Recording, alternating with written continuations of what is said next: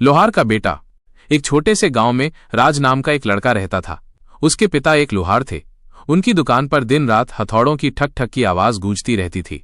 राज बचपन से ही इन आवाजों के बीच पला बढ़ा था, लेकिन उसका सपना लोहार बनने का नहीं था। वो एक कलाकार बनना चाहता था। राज ने अपने पिता से एक दिन कहा, पिताजी, मैं लोहे के औजार नहीं बल्कि लोहे की मूर्तियां बनाना चाहता हूं।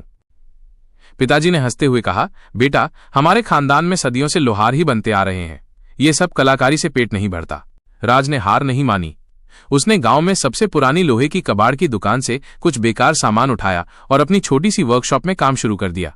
जब उसके रिश्तेदारों को पता चला तो उन्होंने भी मजाक उड़ाना शुरू कर दिया। एक चाचा ने कहा, अरे राज अब लोहे का खिलौना बनाएगा। देखो कैसे अपने बाप दादा का नाम मिट्टी में मिला रहा है।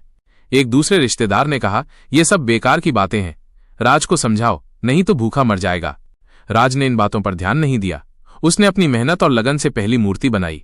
वो मूर्ति बहुत सुंदर थी, लेकिन गांव में किसी को उसकी कद्र नहीं थी। फिर राज ने अपनी मूर्ति की तस्वीर खींचकर इंटरनेट पर एक वेबसाइट पर डाल दी। कुछ ही दिनों में उसे अमेरिका से एक आर्ट गैलरी से ईमेल आया। उन्होंने उसकी मूर्ति को खरीदना चाहा और उसे और मूर्तियां बनाने का ऑर्डर भी दिया। ये सुनकर राज की आंखें चमक उठीं। उसने दिन रात एक करके और मूर्तियां बनाईं। धीरे धीरे राज की मूर्तियां पूरे देश में मशहूर हो गईं। लोग उसे आयरन आर्टिस्ट के नाम से जानने लगे।